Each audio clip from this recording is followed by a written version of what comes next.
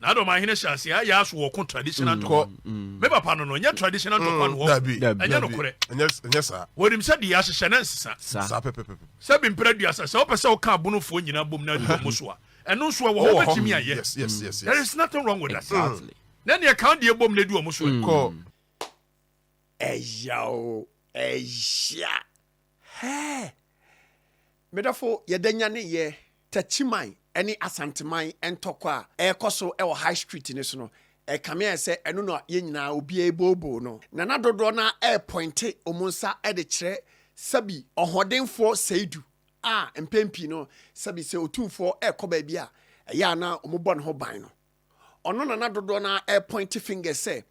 okogina Techiman asema okaye se wabegina kronim eko 4 hours ohu be ma bia ni ho sansem no kokan no eno na ebia video no eko enkrofo bi ho ema omudi abufuo ebe attacke asanteman e o Techiman bedafo anopa yanka bia nhyem Okatakyie Afrifa nso free he ono so abe change the perspective na sabi ye nyina ye de ani hwe no de medafo wadwene ye ono Okatakyie se enye enunti ena yehu ni a yehu no nemom ono mom ne won kyeremu na nkasa de nti a some of the guys na e what Techiman no omo attacke asantefo na sabi omo ba ayi e won kransa no yao ha Ghana baby Okatakyie di na asem ne nam no medafo medwene ho a mente ase but ebi nso a Okatakyie wo intel bi wanya some underground information bi ebia the ordinary person and as ordinary content creator or high street no so no nensa enyanka sa intel no enu nti no so no what change the diplomatic condition of asem na ekoso no na Dormaahene akra de ekoso nti woda usum yeso nti we no say na wo pe no ya shase insight nkrofo ana yenye say na bono no mo nsore ntia na yenye ni ase 21st century sanioma we atwam ye no ma na diga Techiman ye kɔ hɔ da bia omo so ba ha da bia Techiman dwa ye kɔ da bia ye nkɔ da bia ye kɔ da e na asie da ye kɔ eduru abo pa na be da ni abakumase abeto nioma akɔ mo fire na Dormaahene akra baba ko ye say ni epe no ya ni ade wonim de me no mienu nyina ye di ho nkomo politics ye nya te bonofo ni firi asantefo no mo dia ye beka kire o mo say ne yesese ye MPP ba so dia wo mo pagya asante hene nko a etie na mo nkoto aba ma NDC mra no so me pagya ye nso bi mo fire na ma bonofo ni bu afu na Dormaahene shase ya so wo kon traditional to me papa no nya traditional to kwa no enya no kore enya sa wonim se de ya hyehyɛ na nsesa sa pepepe sabi mpra duasa se opese wo ka bonofo nyina bom na du mo so a eno so wo ho betimi aye yes there is nothing wrong with that exactly na ne ka de bom na du mo so ko asantefo na ahyehye wo mo de no mo se mampon hene wa ha de gaben hene be wa ha ensuta be wa ha na ye wie ni nyina na agona wa ha na tepa wa ha adwoso wa ha dia ene de ye ni be di anim so ono ne ye nyina ye wura no ono ne sante hene na ye wo de bie na tokwa ye de ya also there be broni ba say the highest to me amubetimi occupy ye paramountcy broni ba ne ye wo yahemfo ne ye wo kings wa ha and wo moses there be say yete wona Queen Elizabeth ne Queen wa ne king wa wo mo ye king ne de and there be before ye ma mo kwan ma mo nya king da it's the highest authority amubetimi anya and it's be from paramount chief no waje anu atum more fire tika na Dormaahene me hu ye suma ko ene ne potem ko Techiman na no mo di nkomo no sign pact ko say free na de ko ne say ne mo ma mi nim there is nothing wrong with it na se obeye wo dia sadia ade na ese odi kan eye na ye tutu bi wu ntokro ne ye boni bi wu ne ye ansa de atimi aye de ne sa ade benya mo fire asante fo na ahia no ma chichire o ma de asante kura ne wanya eni di o ka mesia na there be asante ne wanya se dumba wo kɔ wo ka mesia na that's why asante ni me can some no dada me can about 6-7 months ago exactly sadia ya na Dormaahene sori ade bia wo ye ni social media ni ade me de kaka chem se me ni bibia tia wo no na Dormaahene me papa na no aduanani me papa na no ne mbom nneoma no a wo ye na politics mo fire na ye say duimba and say duimba ne spiritual MPP for mapa papa bi na me say politics na esie na mu hu more fire politics more fire na ye tumi nkase ye boss Santehene wo ban ko na nsu nipa da bia ye soma me ye kɔ frɛsɛ kodi di Santehene atem no say nipa ne nam so mo ye mo ne ko nakrana and me ka asema kyerɛ more fire na say duimba sa so wo boss Santehene wo ban dia spiritual sa mo se mo boss Santehene wo ban dia ko na menim sɛ mo yɛ MPP for mapa more fire na didi jane bɔne a yɛ nuanom na greed yɛ wɔ mo fa ai mo sinzongo ni ade a mo yɛ ne ayi nyina yɛnim ne nyina more fire time MPP ntimi ngura ɔmo na mo do mo wura hɔ freedom ɔmo soma me di Santehene atem abrante yɛ wɔhyɛ ne yere akɛkyɛ ɛyɛ ne yere basement a da bia bo twa bɔ Santehene ne bo sumi akatu afiri baabi na ɛkɔ ɔmo ana etua wɔn na etua sɛdumba deɛ wokɔ hyia no airport ɛyɛ last weekend no last weekend deɛ wokɔ hyia no wɔn na di mu ntetima pa freedom wɔn na etua meme sɛ nyɛ so obi sɛ Santehene ɛsɛ wɔn kɔ opposition wɔn bɛhwɛ yɛyɛ akyɛpɛ mi yina yie sɛbi yɛwura jɔn maa te a wankɔ bi when was the last time wɔn si yɛyɛ biribi asantema mu a wɔn kɔ bie ayɛ politics yɛahyehyɛ ne yɛde ba yɛhwɛ bi yi o na ɛhyɛ aseɛ no ɛba no ɛnɛ me nuanom Asantefo meka kyerɛ mu pɛn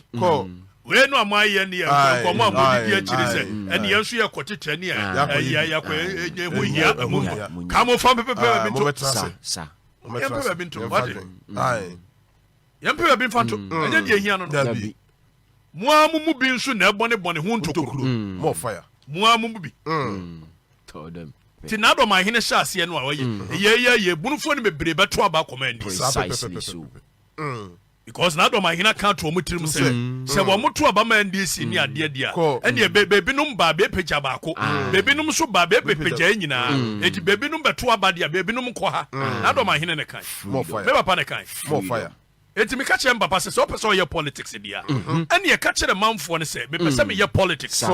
na nkɔ yɛsɛ yɛhyɛ akyire na ayɛ kɔ traditional fight ɛnso traditional fight bia ni Asante ne ɛbono no ntɔkwa bia ni ko bi enim titimu nim